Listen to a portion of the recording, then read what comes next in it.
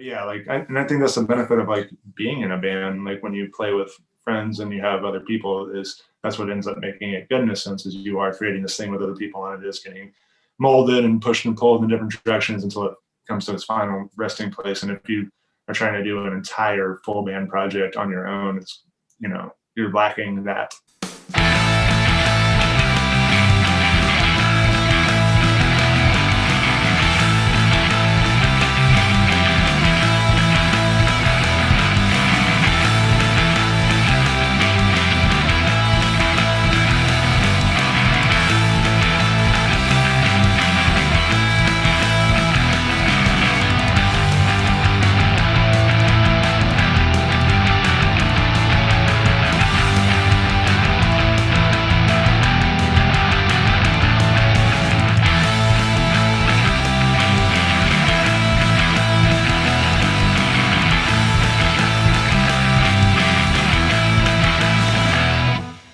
Hey, Ricky, how's it going? Welcome to the Question and the Answers podcast. Nice to have you on here.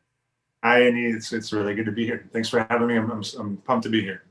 Yeah, it's so awesome to have you on here. I managed to meet you one time when Tsunami Bomb played a show with Western Settings, and that was in what town was that? Shit.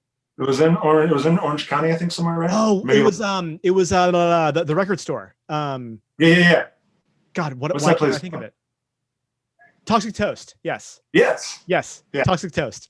That was a cool show. What a way to start the podcast by not remembering the thing that I was going to talk about. Well, we're all getting old. Yeah, right. No, but I remember I was really excited to play that show because I had been listening to Western Settings after, being told that we were booked to play with you guys. And I had heard the name of the band quite a bit, actually, because, you guys had been getting a lot of attention in like the greater punk scene. But I had no idea what you guys sounded like. So I went ahead and did a deep dive and I really liked it. So I was like really excited to see you guys. And I got to say, like, I was not disappointed one bit. I really enjoyed it. So it was really cool to have that experience and to meet you there. So it's nice to have you on here and kind of, catch up. That's awesome, man. Yeah, thank you. That means a lot for you to say that. But yeah, it's cool. Yeah. Yeah. But today I really thought it would be great to talk about this new solo endeavor that you just released. You put out a new record, and is it the first solo material that you've done? It is. Yeah. Oh. Yeah. I've been dancing around with the idea of doing something solo for a few years now, and I was going to do like an acoustic record, and I was going to do. Then I wasn't. I tried even recording some stuff and just didn't like it and scrapped it, and then finally ended up doing this project this year and kind of finally did it. So yeah, go ahead. Yeah, no, that was all. Yeah. Well, for anyone who is not aware, this is Ricky Schmidt, and he is in the bands Western Settings, Hey Chels, and he also, like I just mentioned, has a new solo project that he just released a new record this year, which, correct me if I'm wrong, but you basically recorded everything yourself, or did you work with a certain producer? I did. I worked with a producer, my friend Tyson from our Chicken from Dead to Me. He produced it, and then my friend Shane Henry did all the percussion and drums on it. So I did. It was like a lot. And then I played everything else. I did all the guitars and like piano and all that stuff was me. But it was cool. It was a fun thing to do. Like it was all here in my room, and I kind of built demos out, and then was bouncing him back and forth to Chicken, and then also to Shane. And like Shane would he would like program his own drums to it, kind of like redo them, and then I'd re-demo the songs to that, and then Chicken too would throw back ideas. It was really cool because like now you can do that. You can retract stuff and send tracks back and forth, and it was kind of an interesting way to write because I'm used to before now I was always writing music in a room with people, and which is cool and has a lot of benefits I think too. But it was just really unique and refreshing and new for me to do it this way, and kind of cool because you really can like hone in on the idea that you have for the song. You know what I mean? Like it's not getting pulled in a bunch of different directions, and it was kind of neat. So, but Yeah, no, Chicken produced it. My friend Shane did all the drums, and my partner Jackie did a lot of singing. And even like when I was working on stuff like at the house, like sometimes I could turn to her and be like, I don't know what to do right here, and then she'd be like, do this, and I'd be like, ah, good idea. Then we take it that way. So it is like my solo. I call it. It's under my name and everything, but it would be, it's not 100% just me. Got it. But yeah, like so you're the main, like, songwriter, and you, like you said, did most of the instrumentation. But I mean, that's really great. This is the second project that I've heard of where Chicken was kind of involved with the production, and like he's done a bunch of stuff like producing wise, hasn't he? He's been getting into it. So he did 2 records with Western settings. So he did Old Pain, which was that one of our that EP that we did. That was the first time we worked with Chicken, and then he also did another year with us. And then he has worked with DFMK. Are you familiar with them? Yep. Yeah, they're actually on my list of bands at the end here. But so he produced that DFMK record that just came out. He did that one with them, and I think, to my knowledge, he is.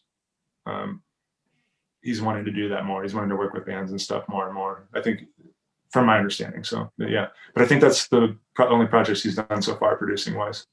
Yeah. Now, from a production standpoint, out of curiosity, was he like pretty hands-on in terms of like the shaping of the songs, or was it more about like kind of like the sonic quality is where he did more work, or was it maybe like a mixture of both? So he was definitely more hands-on with like with writing stuff, and like so like when I would send him demos and stuff, he would. I mean, there was one song on the record. It's 666. That song, like I sent to him, and like he sent it back, and like kind of that was before Shane was on board with the project, and like he kind of redid the drums, and then he even had on that song his friend Josh Agrin. I might be butchering his last name, but Josh Agrin from Painted Black did the bass line on that song, and like so you could pass it around, and that was kind of cool. So when he sent that back, that was like they kind of like pushed that one into a direction, or just made it way better. But not all the songs. He wasn't as hands-on with all the songs. Like a certain couple of them he really dove into and like would help me. But he's really good with telling you like, this part right here, like a chord progression being like, go to this minor right here, or add this note right here, or all the music cuts out right here and then come back in again right there. Like he's all over that stuff, or even vocal melodies and harmonies, and the guy's just packed full of ideas. Like he's very talented in that sense. So it's really fun working with him, and he's just a hoot. Like he's super fun to hang out with, and just laid back and fun, and really good guy. But he came down. So we actually went. He came down to San Diego. Shane came down to San Diego, and so did Chicken. And 2 days before we recorded, and we got into a practice space and actually played through the songs and kind of, right before we went in to make sure we worked out any kinks, and then we went into a studio and spent a week in a studio in Orange County and did the whole thing from front to back in the studio. So. And this was over the last, like, when exactly did you record it? It was, I want to say it was during lockdown. It was I want to say maybe like May, somewhere. No, it was like June or July, maybe July. Okay. But the material you had been writing for like what, like a few months prior to that, or was it like even like a year? Like how long had you been working on this project before you recorded it? Some of the songs have been, the oldest song is Vietnam, which was the acoustic track on there. That song's like 3 years old. A lot of them I think the majority of them started in early 2019. And then Like a Cult is on the record. That song didn't get finished until it was in the studio. We were in the studio. so I was working on them. They were all pretty much like there as far as like the song ideas, the lyrics, and like what they were. But a lot of them, yeah. So like 2019 to the time that they recorded was about the time that they were worked on. Yeah. Got it. Now, during this time, shoot, like that's a huge endeavor to have partaken like during this crazy lockdown and to make it work. Because a lot of musicians, a lot of bands like wouldn't have taken, the steps that you took, where like even meeting up with people, like, and it's, Yeah. this isn't like to bring it up in like any kind of like negative light. I mean, Yeah, no, for sure. I'm sorry. No, for sure. Yeah. Keep Yeah, going. I mean, a lot of people have been getting together and like doing music, and some of them have been much more safe about it than others. But with your other bands, like Chels and Western Settings, are you continuing to do like work with them to like work on projects during this whole crazy time? Yeah, so Western Settings has been laying pretty low. We've been talking about the idea of maybe starting to work on some new stuff, but everybody's been laying really low. Adam his father is a little bit older and has gone through some surgeries in the last couple of years and stuff, and he sees him quite frequently. So he's been very cautious, and that's totally fine. So anyways, long story short, Western Settings is kind of chilling right now. Chels, we've been writing. I live with my partner Jackie. Is she's kind of the front of that band. So we've been able to keep writing and stuff. And also Kevin, Chels. So the people in Chels are like very my close circle. So we do see each other still here to there, and we've been able to keep writing and working on stuff. We're about to do an EP with Chels, and then I keep pointing over here. Jackie's over here behind me on the bed. So you're like, why is he pointing over there? I'm pointing. We're talking to her. I'm pointing to her over here. But yeah. But was that it? Did I answer everything? Yeah, I mean, yeah. The basic question was like, are you continuing to work on your other projects during this time? Yeah. Which I assumed you were. But I mean, obviously, we're mostly concerned about this new record. So was there any kind of major like inspiration or like key inspiration for the material on the album? So anytime I'm writing songs, as far as like content wise, I'm just going off of things that are happening around me and stuff, or it's nothing like crazy or super, inspiring or anything. It's just normal stuff. So I'm just writing songs about what's going on in my life. But musically, I've been listening to over the last couple of years a lot of like more garagey stuff, and that's kind of been fun for me. So I think that kind of came through in that. And then even I remember when I was doing the demos, and do you know Tyler Gibson? Do you know that guy? The name kind of sounds familiar. Does he live in like Seattle now? I think he does. Yeah, he's one of those. So he's in Seattle now, but really rad guitar player. Wasn't he like involved in like the festival in like the East Bay, like the This Is My Fest or something? No, I don't think he was. Oh, I'm thinking about something really different. Okay. Anyway. Yeah.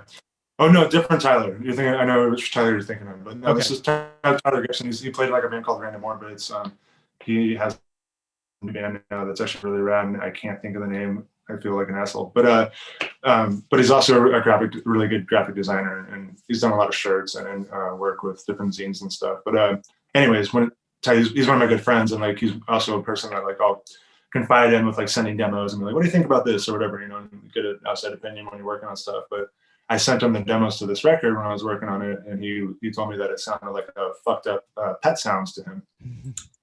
And I thought that was so cool. And I was like, all right. And at that point, like Shane had already been working with me and stuff. And I was like, hey, I showed these to Tyler, and he said this. I was like, I think we should lean into that. So we kind of wanted to, we kind of went for some of that vibe kind of, but yeah. Other than that, yeah, just songs about life and making it fun and playing music that's fun for you, and yeah. That's great. Like, so with this new endeavor, is this something that you're thinking that you'd like to continue with it and do like more albums like relatively soon, or like are you already working on new material? I actually have a whole nother we have a whole nother full length ready to go. Shane's working on drums right now, and I'm gonna probably write like one more song, but I have like 11 songs right now ready to go. So That's awesome. I mean, talk about using your time wisely at this point. yeah, it's been weird this year. Well, obviously this year's been weird for everybody in the whole entire world. But, I've always been a bartender, and also always for the last 7 years of my life, we've been on the road touring, and so usually it's like I come home and I work crazy hours trying to catch up and like be able to pay my bills, you know what I mean, and get ready to go back out again. And and then when I'm home, it's when you're home, there's not that much time, and then when you're gone, you're on the road. So this year has been kind of interesting in the sense where um, I haven't been working as much. I mean, I wasn't working at all the first part of the year, and then I got a job, so I am working a little bit now, but still not a lot. But I've had so much time. So like I'm sitting in my room. I find a lot of time sitting in my room. It's been kind of nice to just play and work on stuff and do that. But yeah, that's one of the plus sides for me this year, has been able to do that. I have enjoyed being able to work on music. Yeah. Yeah, for people that are involved in like any kind of creative endeavors, like I mean, I know that in my experience, just talking with friends who are close to me and having that conversation of like, well, what are you working on?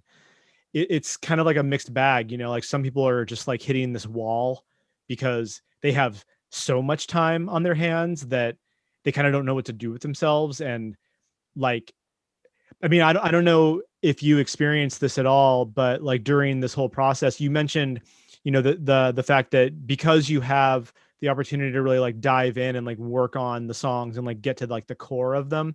Like for some people, I know that can be kind of a detriment, where it's like they Right. work so hard on it that they kind of overproduce it, or they like make too much of it. Like they strip away like Right. all the good stuff from it, and like they kind of add these things. But I think though that the way that you did it was really wise, in that you had an outside set of ears kind of helping to guide that, like a Yeah. person like Chicken, and even Shane, right? Shane. Yeah.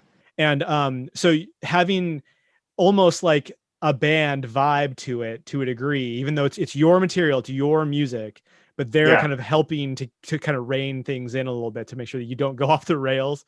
Because it's really easy, to Oh just like say, oh, we're going to add this, and now we're going to add this, and it's going to be crazy, like, yeah. And I think too, for like, especially like if you're doing like a solo acoustic project, it's a little easier to do on your own, because it's just, the rawness is kind of what you're going for in that, and just the stripped downness of it. But yeah, like, and I think that's the benefit of like being in a band. Like when you play with friends and you have other people, is that's what ends up making it good in a sense, is you are creating this thing with other people, and it is getting molded and pushed and pulled in different directions until it comes to its final resting place. And if you are trying to do an entire full band project on your own, it's, you're lacking that. So yeah, so for this project, it was Shane being a part of it, Jackie being a part of it, even my roommate Dylan, he riffed on one of the songs, and the riff that he did ended up staying on it. So yeah, I'm a firm believer in like the more heads, the better when it comes to creating. Yeah. Yeah, I'm definitely that way too. Like I have a little bit of that. Well, I mean, I know that I can sit down and I can like play stuff that will sound good, but I never feel like it's good enough, Right. So I really need like somebody to tell me, yes, I think that's good, and Yeah. then for I've always kind of taken the stance that working with other people is only going to make it better. Oh yeah. So like I'm wanting to challenge myself this year personally to try to do something along the lines of what you just did. Mm-hmm.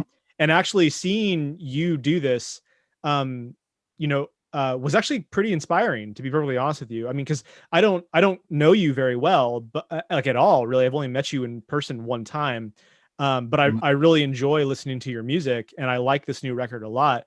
And I mean, just kind of on its face, I was just like, you know what?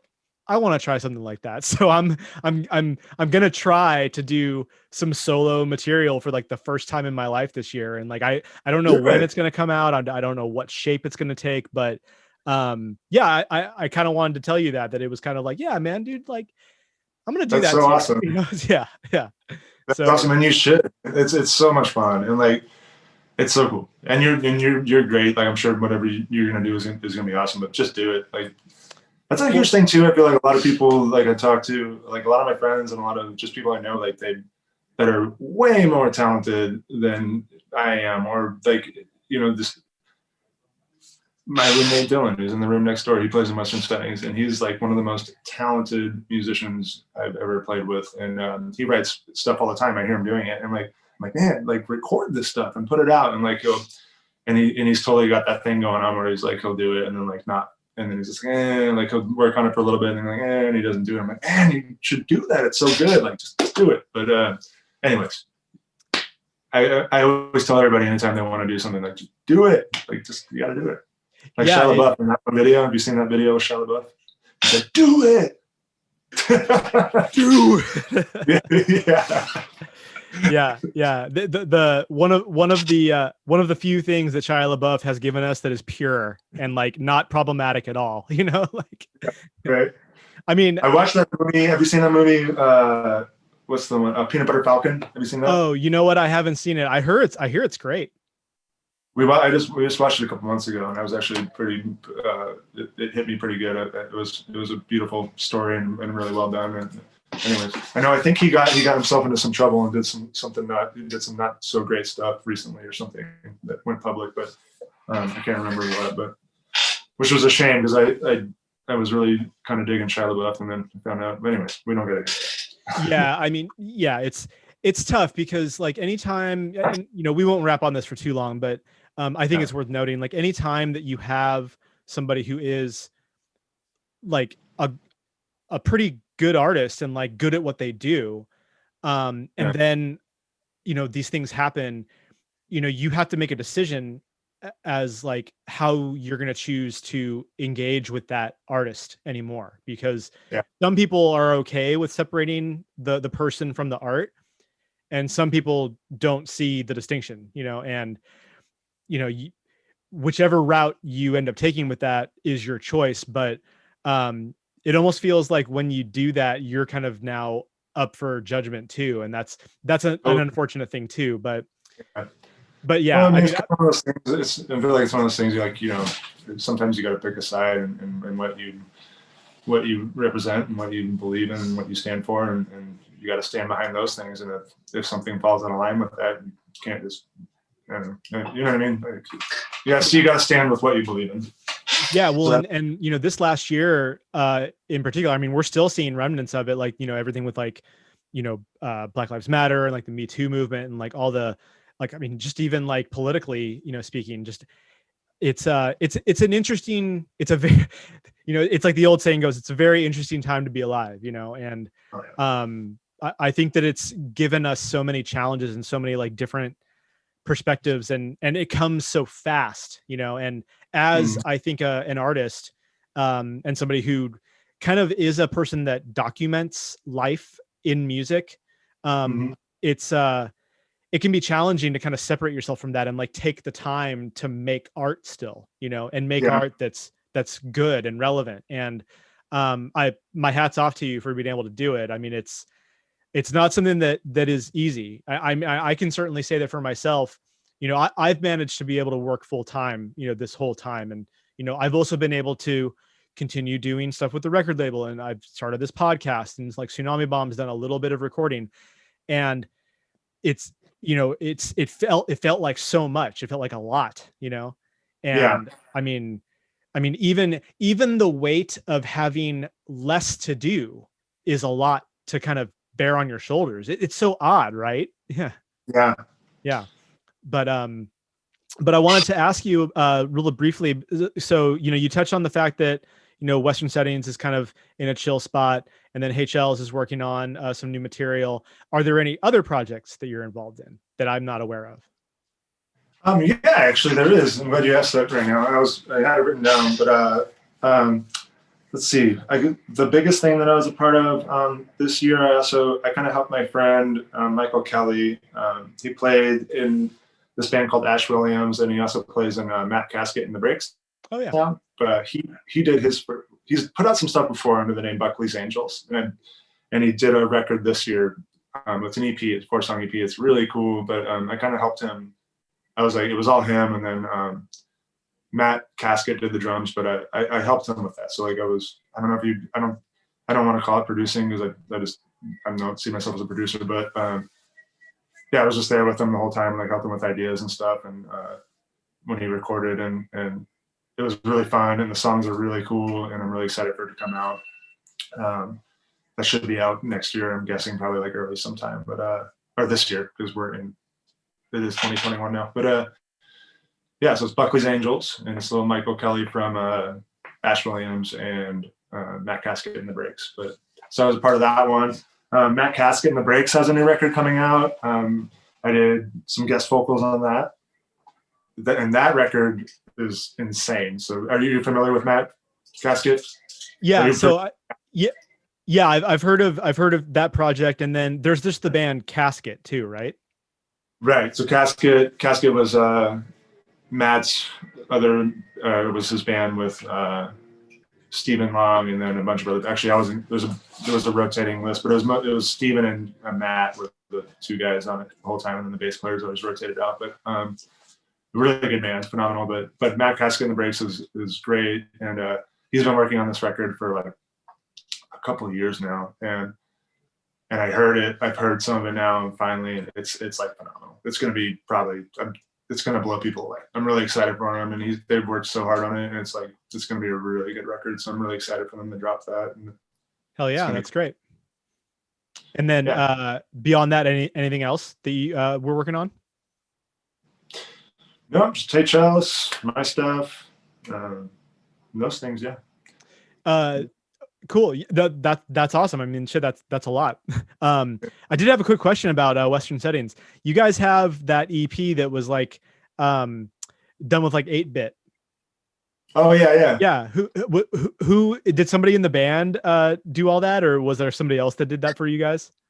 So I work in bars, or I worked in bars before all this stuff happened. But one of my coworkers at one of the bars, he's also a musician and super rad guy, but he does that 8-bit stuff, and he showed me he had done it for a couple of his songs for his band, and he showed me, and I was like, this is so cool. Well, and I was like, will you do it for Western Settings? And he was like, sure, I'll do it. So he's the one who did it. So we actually didn't do it. Yeah, I thought that was so rad. Like I'll admit, like I was thinking, like, dude, I wonder if Tsunami Bomb should do this. That'd be like hella funny, you know? Like it's so fun. It's so cool to like just to hear the songs in that on that like platform. You know what I mean? Well, it's I mean, I'm not sure how old you are. Like I'm 42, and so I grew up like, you know, Nintendo, Atari, like original Nintendo, like. That stuff's ingrained in my brain, you know, and there's something very like familiar and like just cool about it that just makes me feel like, oh man, like that's so fun, you know, and super nostalgic. Is the entire like context of the song altogether, and like just adds this new dynamic to it. Yeah, it's definitely neat. Yeah, I think some of my other friends, I mean, it's not that uncommon of a thing, you know. Like, I know a lot of bands do that, like. But yeah, it's so fun. It's such a fun, cool thing. Well, and I think that there would be there's a high likelihood that it could easily just jump the shark. Like, you know, if everyone just starts doing it, then all of a sudden it's just like, it kind of loses its specialness. Yeah. So hopefully not everyone just decides to just go out and do it. But I wanted to make note of that in case anyone hadn't heard it, that they should totally check it out because it's totally great. It's a good.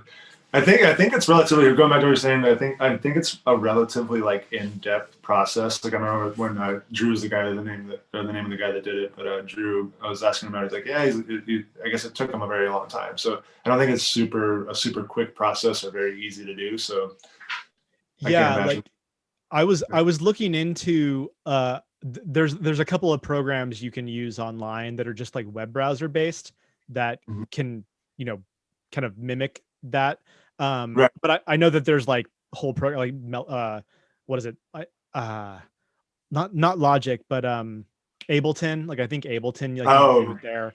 But anyway, I've never worked in Ableton, but I think I have friends that do, and that would make sense because Ableton's definitely like friendly to that kind of stuff.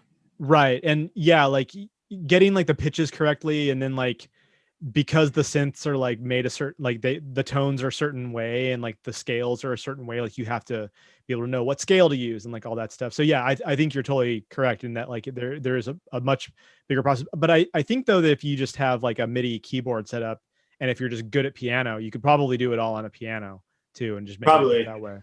Yeah. I even remember like when I was like years ago when I was still using GarageBand to do stuff, like GarageBand even had like a thing. It was like a plugin, and it was called Bit Crush, Right.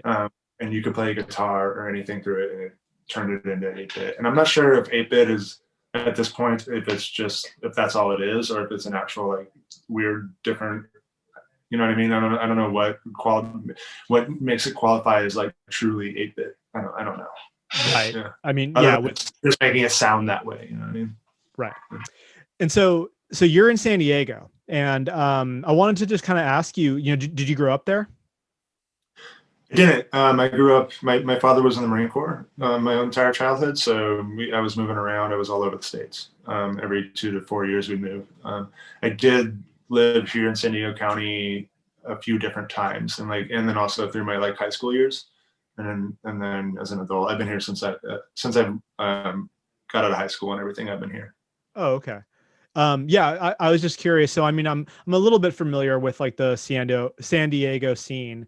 But, and, with respect to the fact that, obviously there haven't been like shows going on for the last almost a whole year now, but, what are some things like that have been kind of happening down there? Like, I mean, what are like the venues, and what are, some of the bands that are really worth like noting from that area that are kind of doing cool things right now?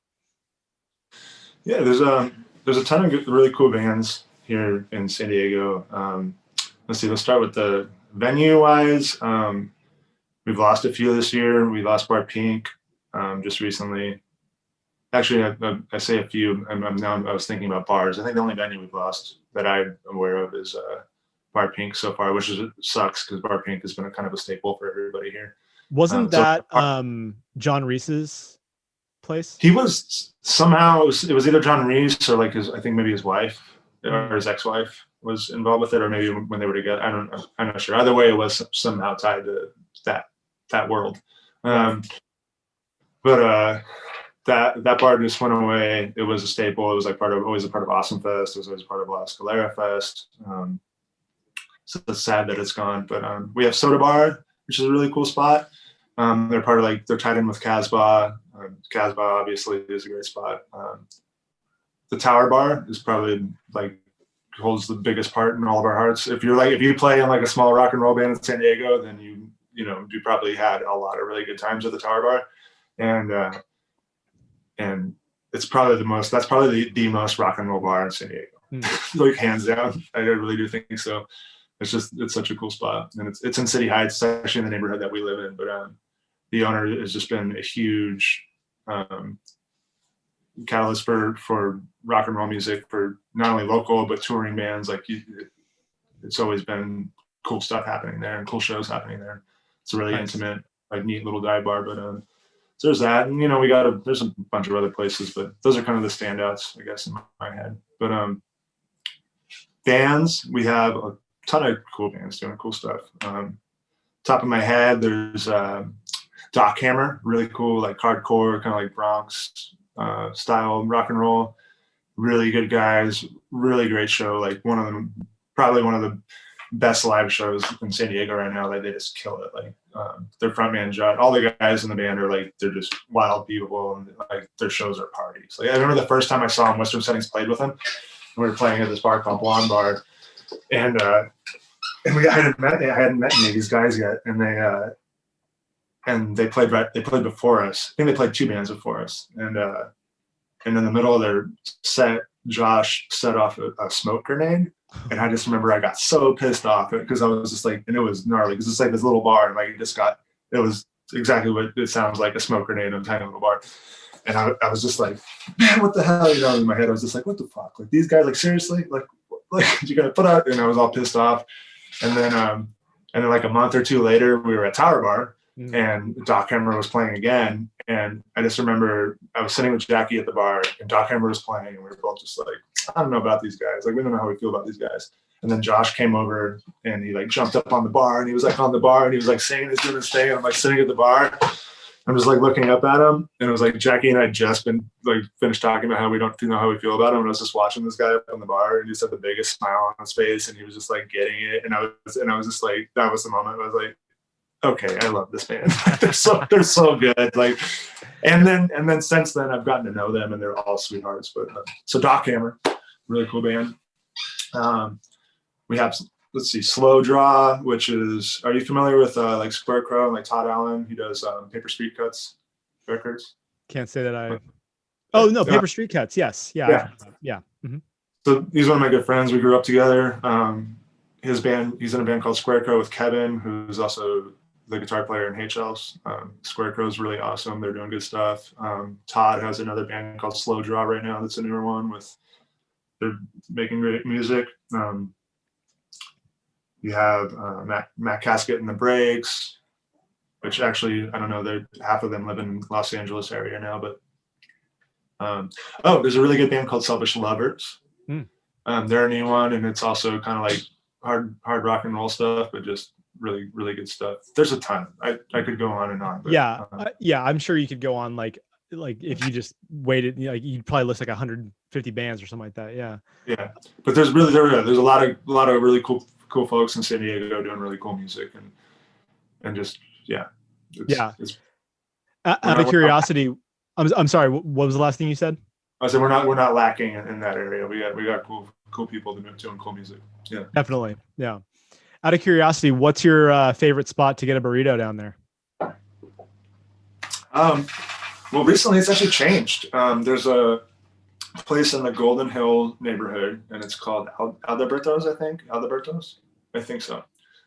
But it's a little 24-hour corner shop, and it's probably my new favorite place. They do like really, really, really, all the ingredients are really good. So like no matter, you can go there and order anything, and like it's gonna be awesome. Like I haven't not had a bad thing yet. And like every time I go there, I try to get something different, and still I'm just like, well, this is better than any other place. But there's a lot of good Mexican food down here though. So right. Yeah. It kind of seems like that's a stereotype, but it's pretty true. I mean, you know, I'm kind of spoiled because like, you know, I'm pretty close to like San Francisco, and like there's a ton of really great Mexican food like in the Mission.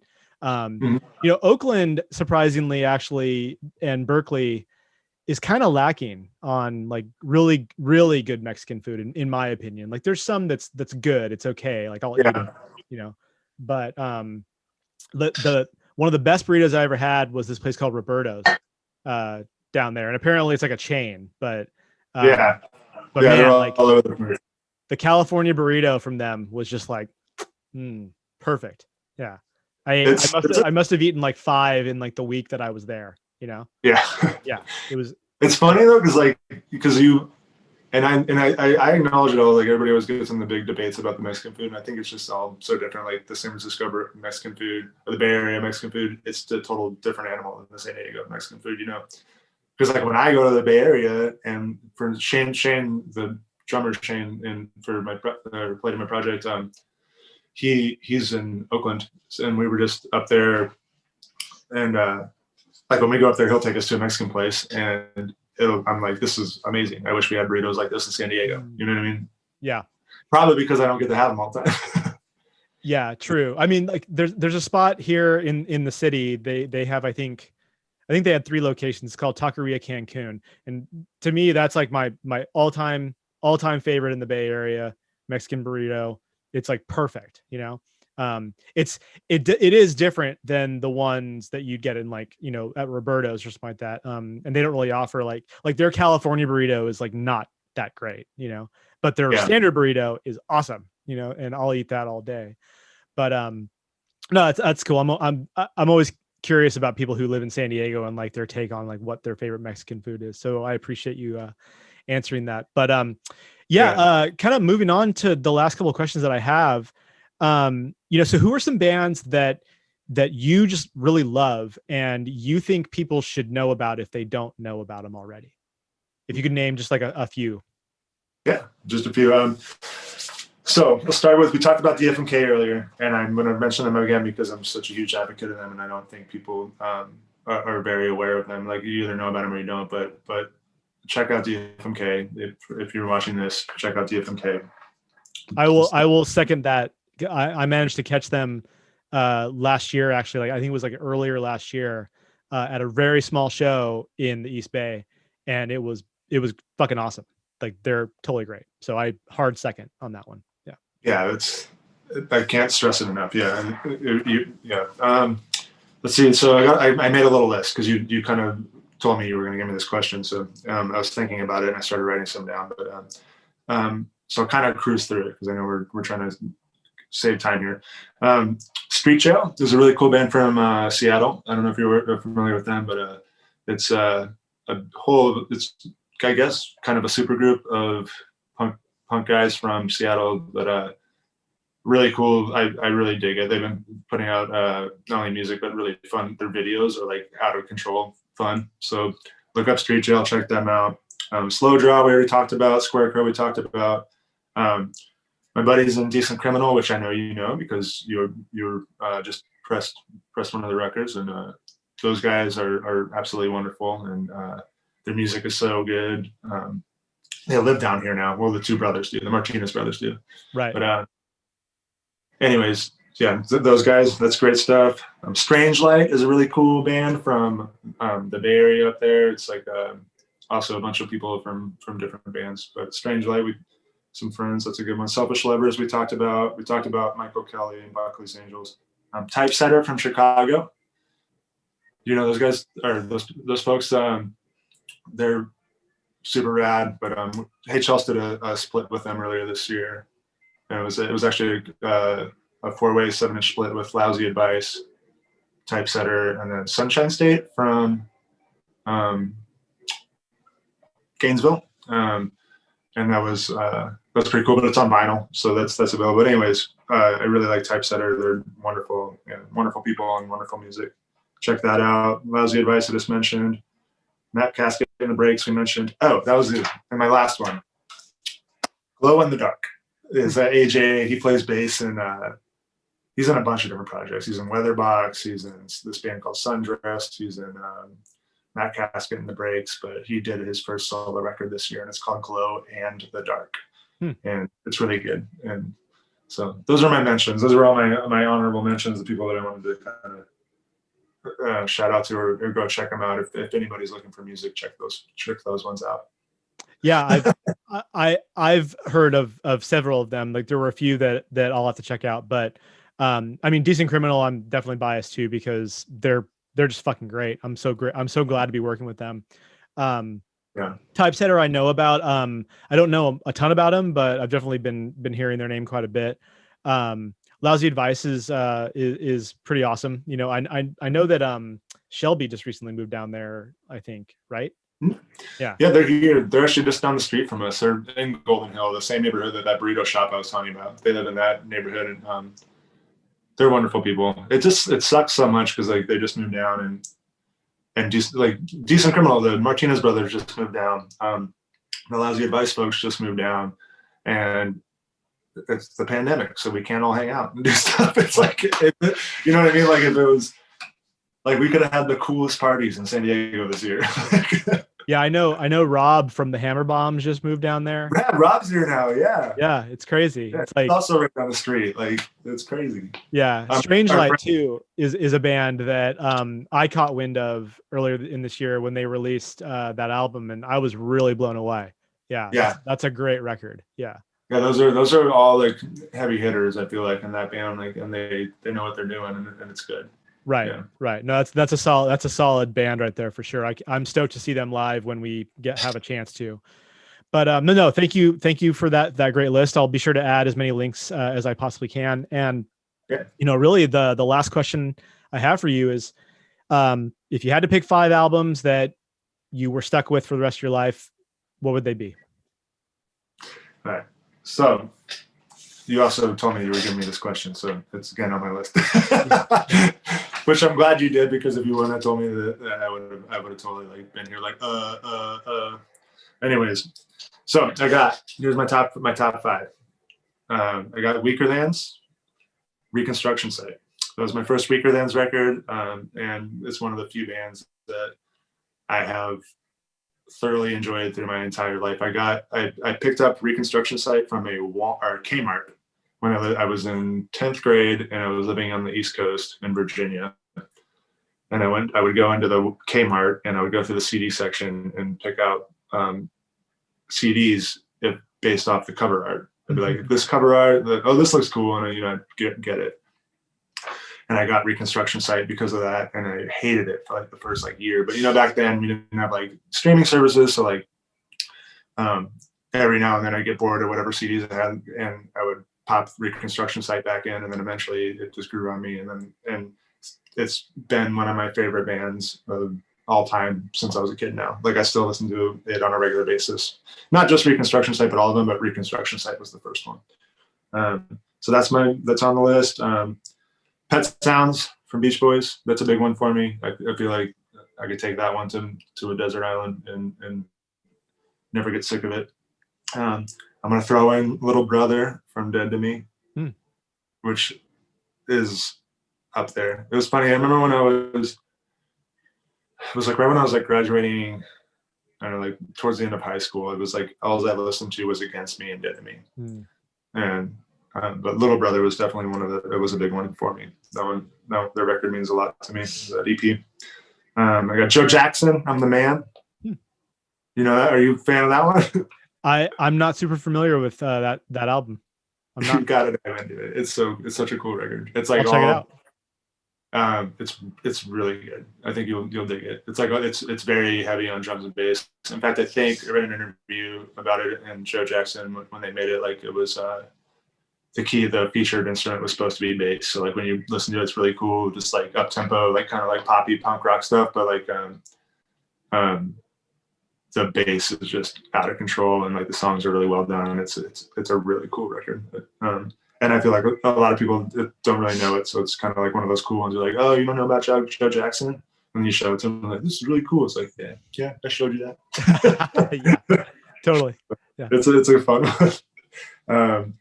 And then I'm gonna put Propaganda, Potemkin City Limits, and put that on there. There's my 5. I don't know if that's like the definitive end all be all list, but that's what I came up with for. No, hey, for the purposes of this podcast, I wasn't expecting like something that was going to be like worthy of an existential crisis or anything, because it's a ridiculous question. Like I think for any person that really enjoys and consumes a lot of music, that list can change, from day to day, hell, from minute to minute, because like all of a sudden you might be like listening to like just a mix of something, and all of a sudden a song comes on and you haven't heard in years, and you're like, oh fuck this song, dude, this is the best album ever, and you're just like, I forgot about that song.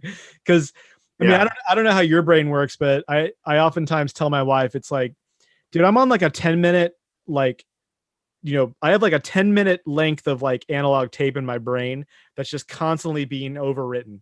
So the shit that you told me 10 minutes ago, I forgot about, so I operate my life like that. Like I have to do it all the time. Like as I'm thinking about something, like if I'm thinking about texting someone or communicating with someone, I have to do it immediately right then and there. Otherwise it doesn't get done. I forget about it. Right. Or you have to, write stuff down and keep a list. But like if you don't write it down, then it's gone. Right. Yeah. I mean, I have a couple of I have some bands that I know will absolutely always be in like my top 5. Like the 2 that I always point to are like Fugazi and Smashing Pumpkins. But as far as see, Fugazi could have been on my list. Well, see, yeah, right. But like, as far as like the other 3, it could be any one of like literally probably like 100 bands, that would just change. Yeah. So, but I do appreciate you giving this some thought though, because I'm always interested to hear like what people are gonna have to say. And, I've certainly gotten some really interesting lists. Like I didn't expect like Joe. I mean, I've heard of Joe Jackson, but I'm not really super familiar. So if anything, it's going to inspire me to go listen to it. So thank you. Yeah. When you do, make sure you listen to I'm the Man. So Joe Jackson's one of those artists where it's like by record, it's vastly different. I'm the Man is the record that I'm talking about. All right. I will listen to that. I will listen to that tonight, as a matter of fact. So thank you. But I think you'll really enjoy it because you're a bass player too, right? Yeah, so I play bass, have played bass in bands before. In Tsunami Bomb I play guitar, but definitely like bass is like an instrument that I hold very near and dear to me. So I'm all about it. Yeah. You're gonna nerd out on that record then. The So bass is phenomenal. It's the drum and bass section in the whole record. Not only the songs are written really well, and then the drums and bass are just like perfect. tight. It's I'm a into master. Well, Ricky, it was a pleasure having you on the show. I really appreciate it. I'm congratulations on the release of this record, and I'm looking forward to hearing the stuff that you come out with. Hey, Chels, and at a certain point, whenever Western Settings decides to put some new music out, you're going to do that, and then whatever you do with this next full length that you've got going on. So, no shortage of material from Ricky Schmidt coming up. We're gonna end the show with actually a couple of songs. We're gonna have one from your solo record, one from Western Settings, and one from Hey Chels. So stay tuned for that. And yeah, we'll hopefully see you in real life sometime real soon. And I'll talk to you soon. Yeah, thank you so much, Andy, for having me. Appreciate it. You got it.